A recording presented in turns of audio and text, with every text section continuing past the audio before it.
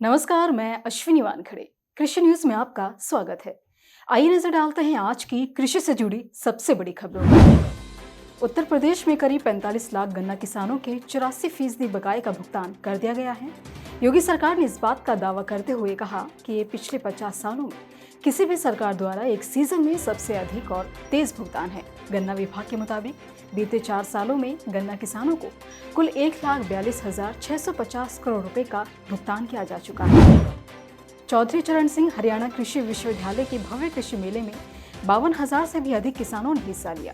ऐसे में हरियाणा के ही प्रगतिशील किसान रणधीर सिंह ने एडवांटा सीड्स के प्रोडक्ट के बारे में कृषि जागरण से बातचीत के दौरान क्या कुछ कहा, आइए जानते हैं। कम से कम इसकी हाइट पशु बहुत अच्छे से खाते हैं।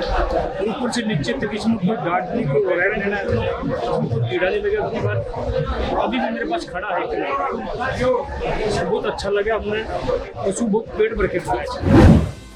अरुणाचल प्रदेश में कृषि और बागवानी क्षेत्रों को बढ़ावा देने के लिए मुख्यमंत्री पेमा खांडू ने राज्य में 2 महत्वाकांक्षी योजनाओं की शुरुआत की है, जिनमें आत्मनिर्भर कृषि योजना और आत्मनिर्भर बागवानी योजना शामिल हैं।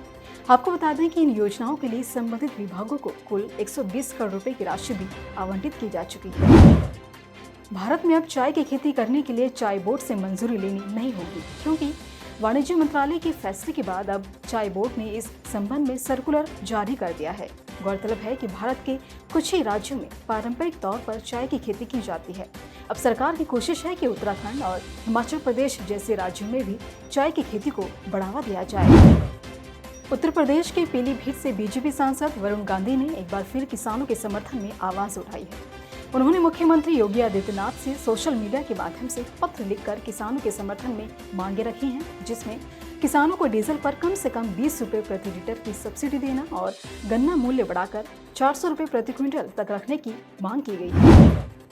उत्तर प्रदेश के किसानों की आय बढ़ाने और उन्हें समृद्ध करने की दृष्टि से प्रदेश की योगी सरकार किसानों को जैविक खेती और एकीकृत खेती के गुण सिखाने की योजना लेकर आई है। 14 सितंबर से लखनऊ समेत सभी जिलों की न्याय पंचायतों में पाठशाला चलाई जाएंगी, जिसमें कृषि विशेषज्ञ किसानों को उन्नत खेती का पाठ पढ़ाएंगे। महाराष्ट्र के यवतमाळ जिले के चुनिंदा स्थानों पर अत्यधिक बारिश के कारण खरीफ की फसलों को नुकसान पहुंचा है। इन दिनों महाराष्ट्र में लगातार हो रही बारिश की वजह से किसानों की फसल बर्बाद हो चुकी है। इसी को देखते हुए कृषि विभाग ने किसानों से अपील की है कि वे जल्द से जल्द अपनी खराब हुई फसलों का पंचनामा भरकर बीमा कंपनी से संपर्क करें। पानी की कमी और सूखे के लिए कुख्यात बुंदेलखंड के किसान फसलों में लगने वाली बीमारियों से परेशान हैं। बुंदेलखंड के कई क्षेत्रों में मूंगफली की फसल बर्बादी की कगार पर है। खरीफ सीजन की इस फसल से किसानों को काफी उम्मीद थी, लेकिन इस मुश्किल घड़ी में भी कृषि विभाग किसानों की मदद करने में असमर्थ है। दिल्ली एनसीआर समेत देश के कई राज्यों जैसे छत्तीसगढ़, हरियाणा, महाराष्ट्र, मध्य प्रदेश, उत्तराखंड समेत राजस्थान में जमकर बारिश हो रही है। मौसम विभाग की माने तो आने वाले दिनों में भी देश के कई राज्यों में हालात ऐसे ही बने रहने की उम्मीद है। तो वहीं मौसम विभाग ने कई राज्यों के लिए अलर्ट भी जारी किया है। इसी तरह के अन्य खबरों के लिए जुड़े रहिए कृषि जागरण के साथ। धन्यवाद।